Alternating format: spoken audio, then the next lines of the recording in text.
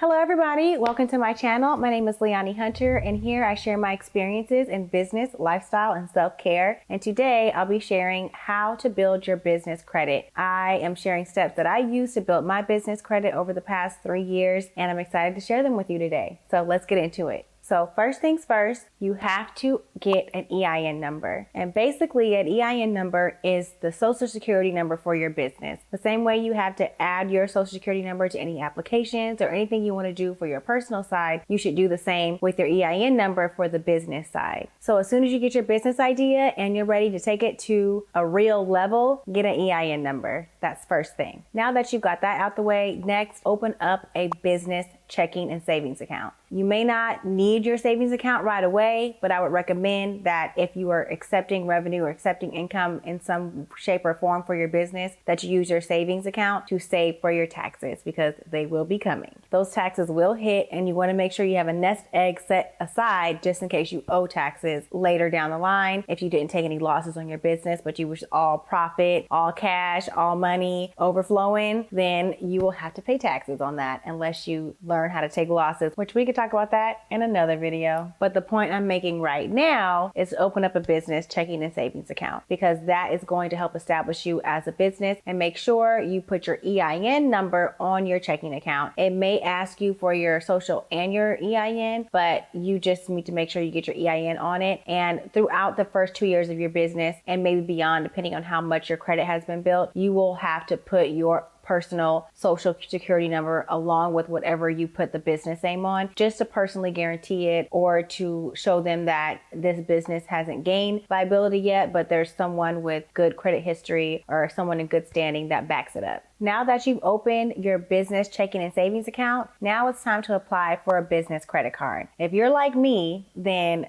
you are like, no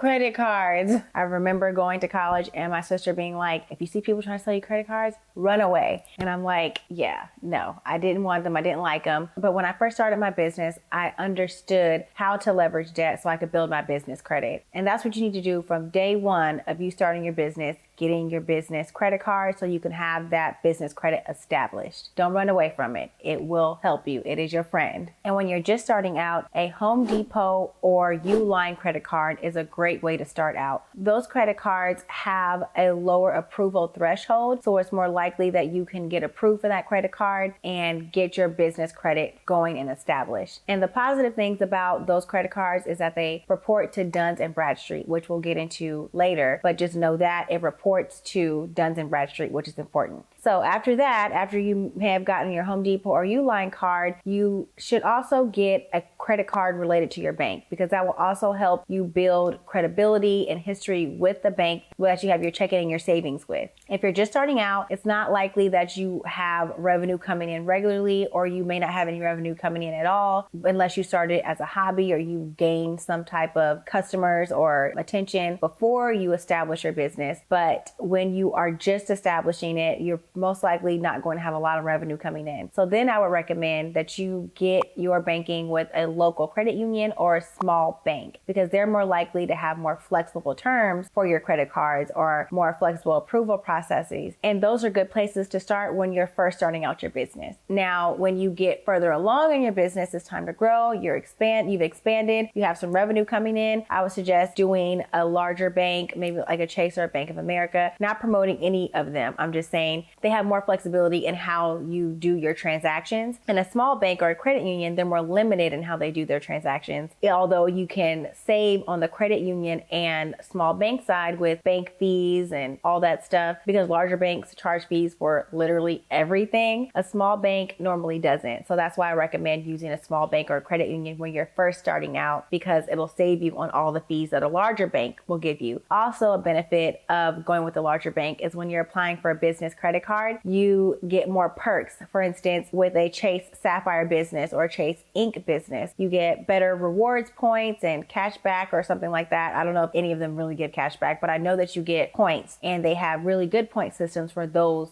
top tier cards. Also, if you have really good personal credit when you're starting off with your business, then you can apply for a platinum Amex, which has great perks. If you're not starting out with the greatest credit, personal credit, but you are starting your business, going with a smaller bank or a credit union is a good way to start. And when you use these credit cards, make sure you only use them for business spending only. You don't want to convolute your personal and your business spending, because part of building your business credit is down the line, you may want to apply for funding of some sort, whether it's through investors or through a small business loan like an SBA loan. You want to make sure that you don't mix and mingle the spending of your checking, your savings, or your credit card with personal things, because people who are going to invest in you want to know that you are organized and that you have not mixed and mingled your expenses, because business expenses are not handled the same way as personal expenses. So that's a huge part in building your business credit, is making sure you keep those starkly separate. Another point to remember when you're using your credit cards is put your business bills and whatever business spending you have for equipment, machinery, or anything you need to do for your business.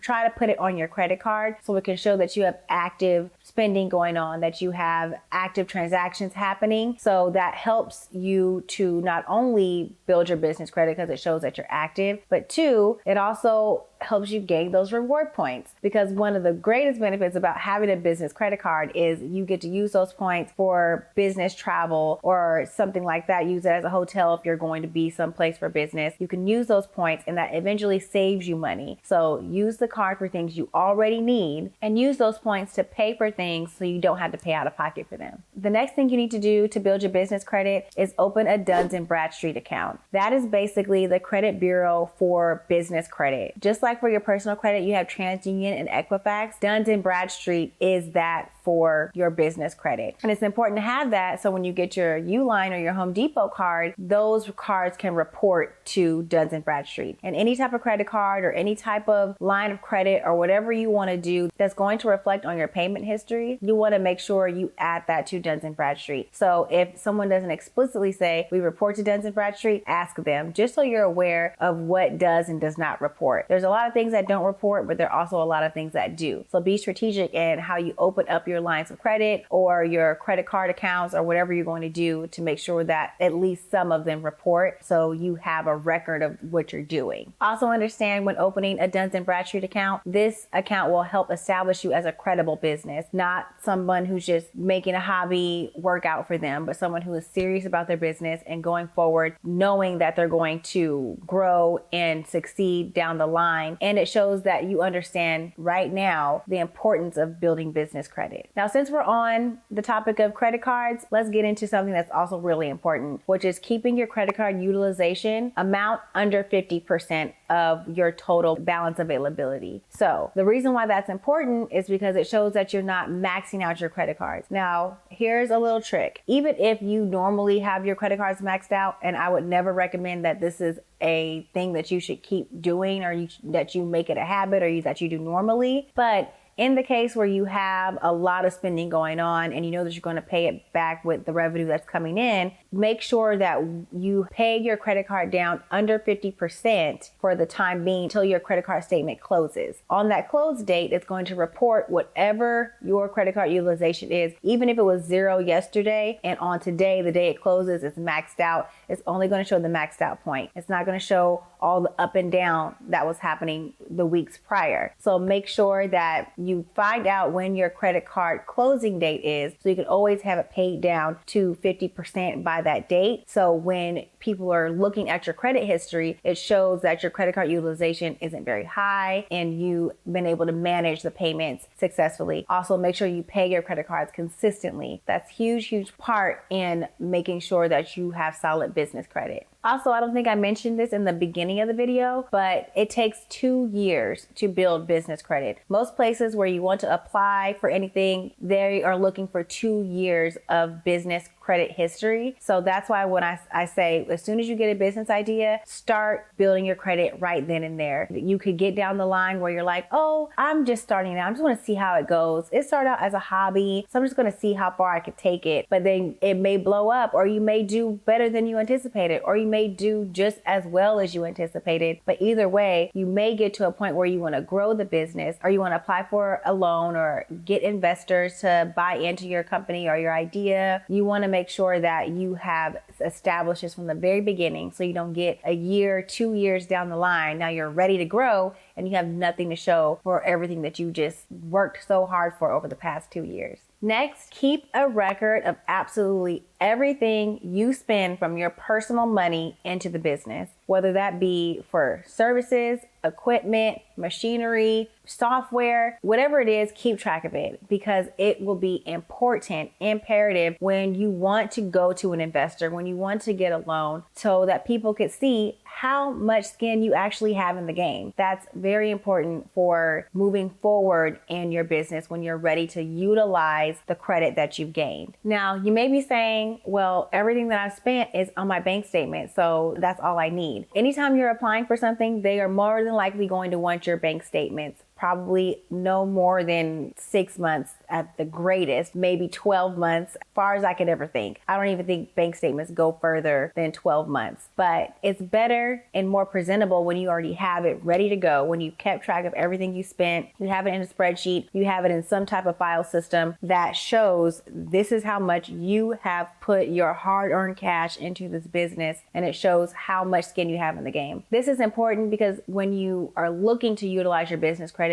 people are going to ask how much of your owner's equity, owner's investment have you put into the business before they give you a dime or leverage anything to you. Next, make sure you keep revenue coming into the business. And I know you're like, duh, girl, that's the point of doing business. I know that. But listen to this.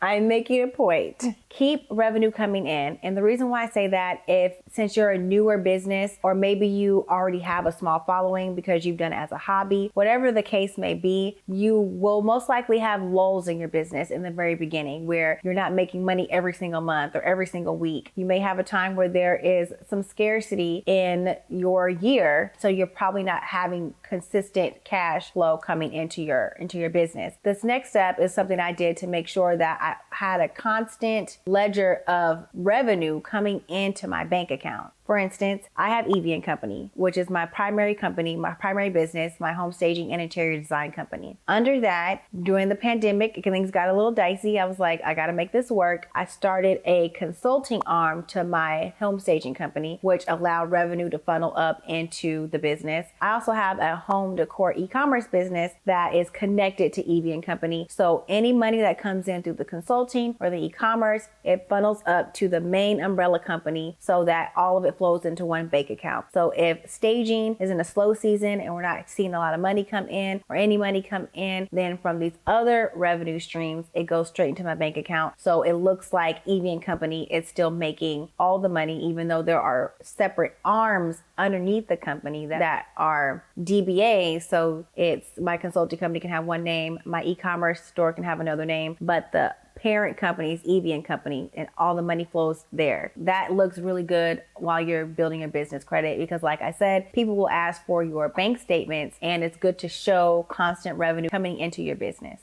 Okay, those were the basic things you need to do to build your business credit. Now, if you want me to do a deeper dive, leave a comment below and let me know that you want to learn more. I can go more in depth about anything that I talked about. I can also bring my husband Robert along, who knows a lot more about this, and he can give you some nitty-gritty details about it. Also, just let me know how your journey is going as an entrepreneur, where you are in your journey, how many years or months you've been doing your business, how you built your business credit. And if you think I missed something in this video that you think people should know, write it in the comments, okay? So thank you so much for watching. I hope you enjoyed today's video and I look forward to seeing you in the next one. Bye.